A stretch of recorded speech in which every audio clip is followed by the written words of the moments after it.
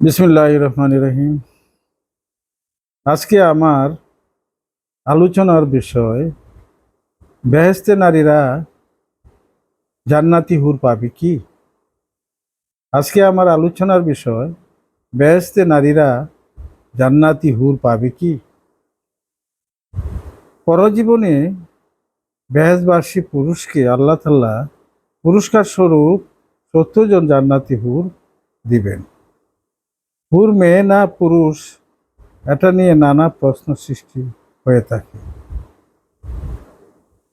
তবে হুর স্বভাবতই স্ত্রীজাত। এই জন্য নারীরা প্রশ্ন করেন, হুর যদি স্ত্রীজাত হয় তাহলে জান্নাতি মহিলাগণ এই হুর দিয়ে কি করবেন? এ ব্যাপারে তো কিছুই বলা হয়নি।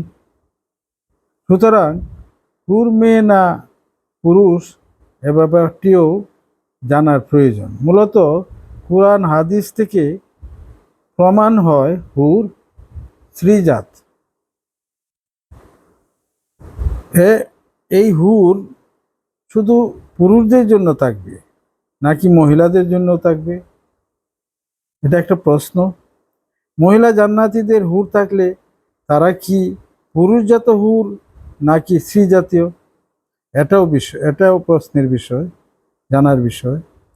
কোরআন হাদিসের দৃষ্টিতে বোঝা যায় হুর স্ত্রীজাত।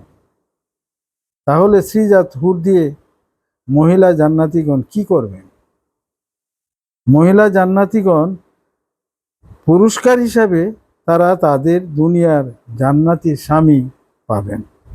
যদি দুনিয়ার স্বামী জান্নাতি না হয়, এক্ষেত্রে আল্লাহ বিকল্প ব্যবস্থা করবেন। এখানে যে প্রশ্নটি নিয়ে বেশি আলোচনা হয় সেটি হলো, পুরুষ 70 জন হুর পেলে নারীরা হুর না পেলে এক্ষেত্রে কি বৈষম্য দেখা যায় না? এর উত্তর কোরআন হাদিসের দৃষ্টিতে দেওয়া আছে। হুর দেওয়া আছে হুর স্ত্রীজাত, কখনো পুরুষজাত নয়। তাহলে নারীগণ স্ত্রীজাত হুর দিয়ে কি করবেন? এই প্রশ্নটি আবার বললাম। এক্ষেত্রে দেখা যায় একজন জান্নাতি নারীর জন্য যদি 70 জন পুরুষজাত হুর একজন জান্নাতি নারীকে দেওয়া হতো, তাহলে এখানে পুরুষ হুরদের নিজেদের আধিপত্য প্রতিষ্ঠার ক্ষেত্রে বৈষম্য সহ প্রতিযোগিতা সৃষ্টি হতো। বিষয়টি হলো যে একজন নারী জান্নাতির জন্য যদি 70টি পুরুষজাত হুর দেওয়া হয় বা হয়ে থাকতো, তাহলে এই হুরদের মধ্যে একটা প্রতিযোগিতার সৃষ্টি হতো এবং তারা বৈষম্য, কেউ বৈষম্যের শিকার হতো, কেউ বা প্রতিযোগিতায় টিকে সত্যিকার আসন ফিরিয়ে নিত। কিন্তু এটা কখনোই সম্ভব নয়। নারীরা কোনোদিনই 70 জন হুর একত্রে বা হুর পাবেন না। এরূপ বৈষম্য ও প্রতিযোগিতা বেহেশতে নেই বা থাকার যোগ্য নয়। বেহেশত এমনই একটি জায়গা যেখানে বৈষম্য, দুঃখ কষ্ট, রোগ ব্যাধি কোনো কিছুই নেই। তাই বেহেশতকে সাবলীল, সুন্দর ও মধুময় করার জন্য জান্নাতি মহিলাদেরকে কোনো পুরুষজাত হুর দেওয়া হবে না।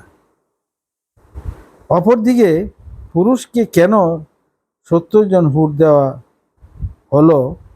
এর কারণ হলো, পুরুষ প্রকৃতিগতভাবে নারীর চেয়ে অনেক শক্তিশালী। যেমন একজন পুরুষের নারীর সাথে মিলনে প্রায় 40 কোটি শুক্রকীট নির্গত হয়। তা দিয়ে 40 কোটি মহিলাকে গর্ভবতী করা যেত। কিন্তু মহিলা কখনো এর ধারে কাছেও যেতে পারবে না। তারা প্রতি মাসে একটি অথবা দুটি ডিম্বাণু নির্গত করতে পারে।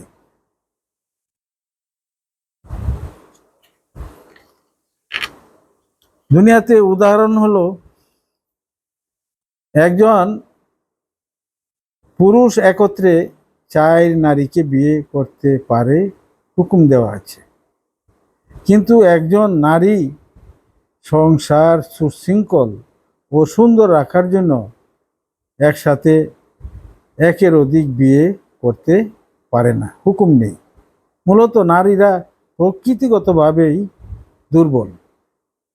এক্ষেত্রে পুরুষগণ প্রকৃতিগতভাবে সবল, তাই তাদের দৈহিক চাহিদা বিবেচনা করে তাদের জন্য 70 জন হুর রাখা হয়েছে। জান্নাতি নারীগণ হুরদের সর্দার হবেন। তারা হুরদের থেকে খেদমত পাবেন, ভালোবাসা পাবেন। একটা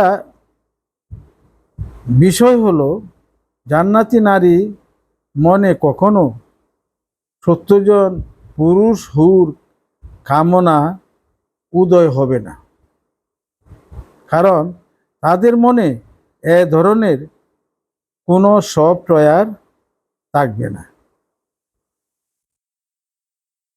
উদাহরণ দেওয়া যায়, ফেরেশতাদের মনে কোনো যৌন চাহিদা নেই।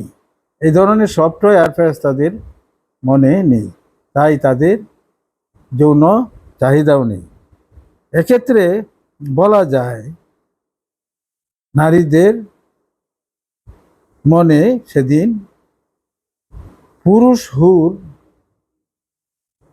কামনা করার কোনো সফটওয়্যার থাকবে না।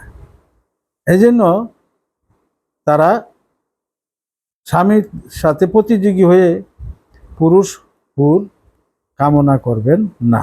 এটাই মূল বিষয়। বাকিটুকু আল্লাহই ভালো জানেন। খুদা হাফিজ।